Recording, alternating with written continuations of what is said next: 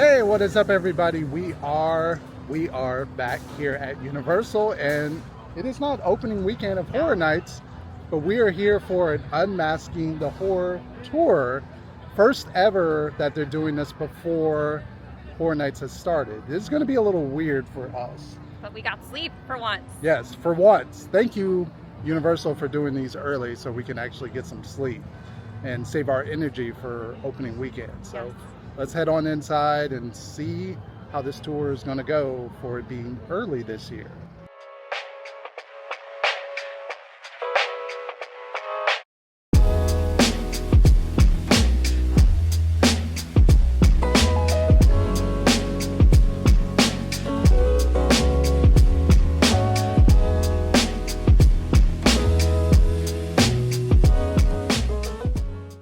So April, if you have to give somebody a tip for going on this tour, what is a number one tip you would give somebody?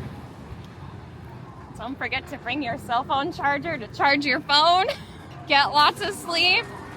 Book it early like us so that you can get rest. Oh, they're here to see us. If you do not know, the Unmasking the Horror tour starts off here at the Blue Man Group.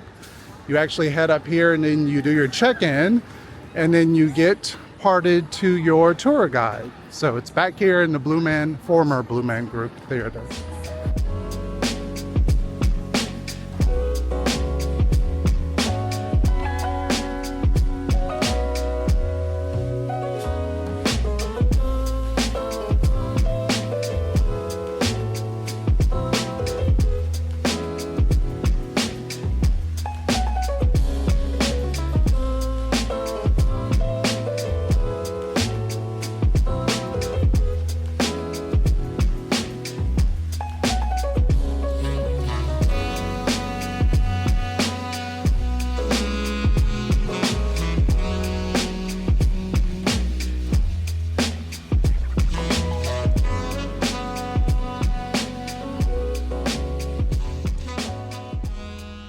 And here's a look at the exclusive lanyard that we get for this year. Sadly, no button this year. Each year they keep taking away stuff from this tour. Maybe one day I will do like a history of Unmasking the Horror tour and how it's changed, because it's dramatically has changed. More expensive, more strict, less perks. That seems to be the name of the game. And they now introduced sort of using this new audio interface thing, especially for the bigger groups that take the tour and you can't hear the tour guide because they have to talk all day and they don't want to obviously throw out their voice trying to speak very loudly in the houses. I would advise you, if you have headphones that you are comfortable wearing, bring those instead of using the one that they provide.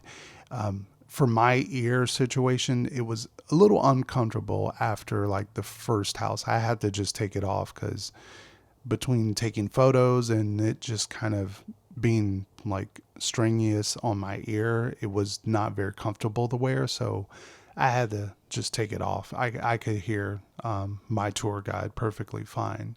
But I would advise you, like I said, have headphones with you that you are comfortable wearing. Bring those instead of using what they have. The houses, there's going to be a theme that does reappear a few times. There's a little hint as to what that theme will be. Yeah, a gigantic cupcake on the top of the bakery there. It's a dessert. That's going to come into play a little bit later on. Now, if you're worried that I am going to spoil the houses, not really. I'm not going to show you anything that is too graphic or any bigger shots of show scenes. I'm going to do maybe little snippets, little teases, and talk a little bit about some of the houses. But fair warn, if you do not want to see absolutely zero, I understand. Thank you for watching. Thank you for the support. And you can catch us on the next video. But for those who want to stay, I am going to show some pictures and talk about some of the houses. So first up, we actually toured the Dark Museum. What I've noticed in this house is it's rather interesting looking. It does look like a tent house. It does have that feel. Some of the props, the way it's lit, the way it looks just like a previous tent house that you've been in before. Nothing that I would say truly unique about this house. Some of the wording on it, and it does give you a lot of like artifacts and history throughout the house, kind of gives you that feel. It didn't quite go the way I was thinking it was going to go with the Dark Museum and what could be inside. It's a lot of like folklore from different, obviously, cultures, you know. I was thinking maybe they would throw in one or two surprises. There are some stuff I'm not going to show you that might be a surprise when you go through the house. There are also a lot of lighting effects in here as well. If you're looking at this particular shot, there is sort of a mirror effect that something cool is going to happen in this shot, as well as what I thought was the most interesting. The actual stone is what I'm going to actually show you, because I was a little underwhelmed. I'm just going to be honest. With the lights on, looking at the stone, it doesn't look great. And I'm sure in the context of in the house with the show lights running, it's going to look, you know, really cool and pulsating and the sounds and stuff. But seeing it with the lights on was not a good look. But yeah, that was Dark Museum. They allowed us to take quite a bit of photos in this house. Some shots I wanted to take, but they wouldn't let us. Most of the shots I think we were allowed to take. And then we went on to Slaughter Cinema 2, which there's not much I can take in this house without spoiling something. So I'm not going to show you too much in this house. I am looking forward to the Mardi Gras scene. That was awesome. As well as this scene, I'm not going to show you very much more than what I'm showing you right now, because I just wanted to be kind of a cool surprise. I will say this scene was really, really dark.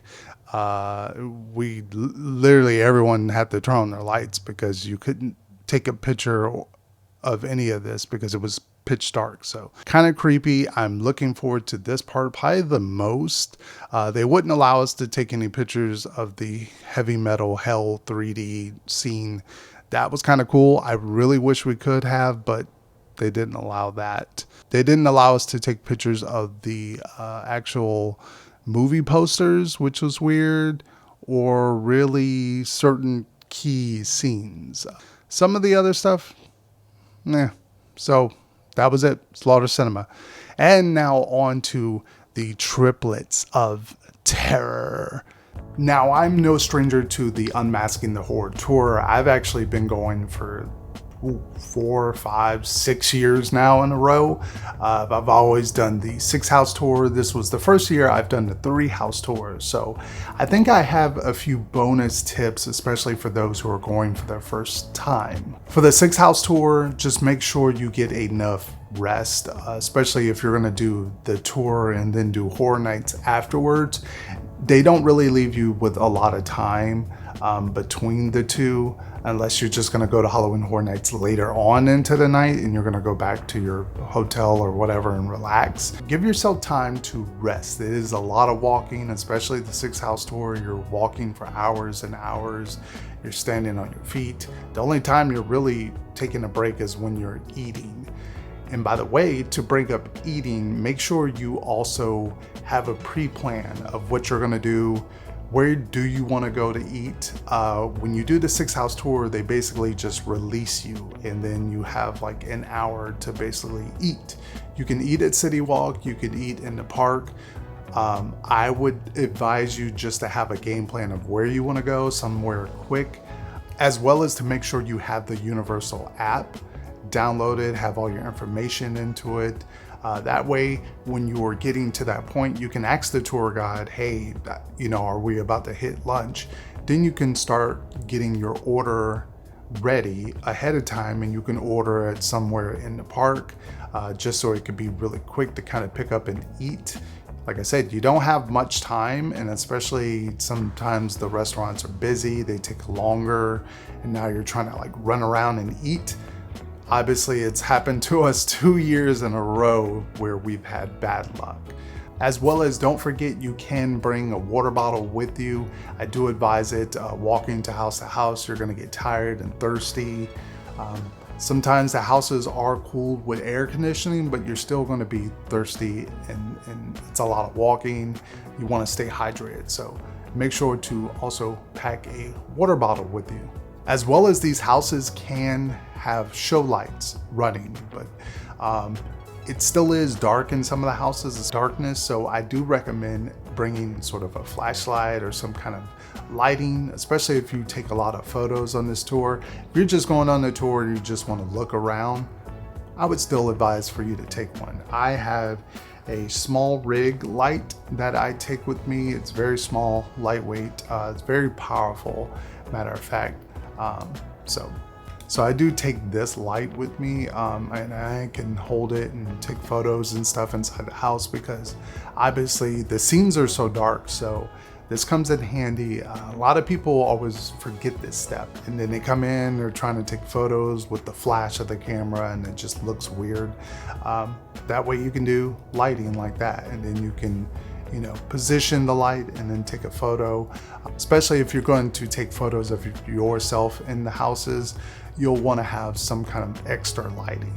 As well as, my last tip is to bring some gum or mint or something with you. Like I said, the longer tour, you're going from house to house to house. Then you have a little lunch break.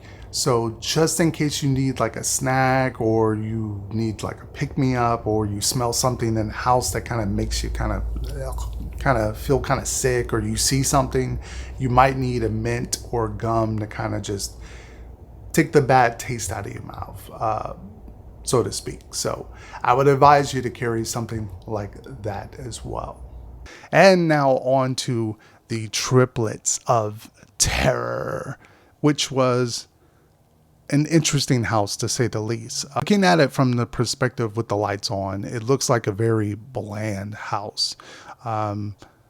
Very gory for Horror Nights. I'm just going to say that. There's lots of photos I cannot show you of the house because it was extremely graphic. I mean, pretty much every 2 out of 3 shots had some kind of like body part or dead body or something. So YouTube wise, I can't really kind of show that.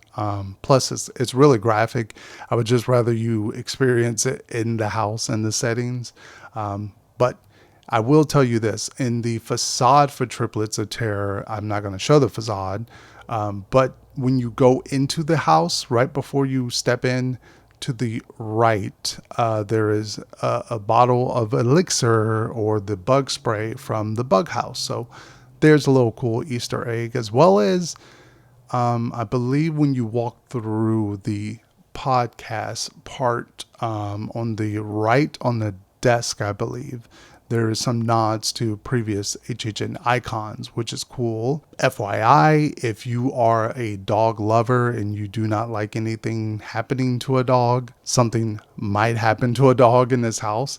As you can see in this picture, it is me and April standing there next to something. Then I can't really show it because it is extremely graphic. Yeah, this house is just a whole lot of blood, a whole lot of bodies. But that was it for Triplets of Terror. Maybe after the event goes, I'll post some more, obviously, behind the scene photos. But just wanted to kind of give a little tease, little snippets here and there. Didn't want to spoil too much.